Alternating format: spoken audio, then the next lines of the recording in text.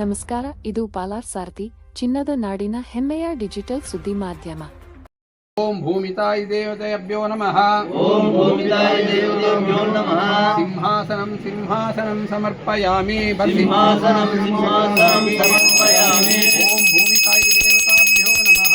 ಓಂ ಭೂಮಿತಾಯ ದೇವತಾಭ್ಯೋ ನಮಃ. ಆದಯೋಃ ಪಾದ್ಯಂ ಸಮರ್ಪಯಾಮಿ. ಆದಯೋಃ ಪಾದ್ಯಂ ಸಮರ್ಪಯಾಮಿ. ಓಂ ಭೂಮಿತಾಯ ದೇವತಾಭ್ಯೋ ನಮಃ.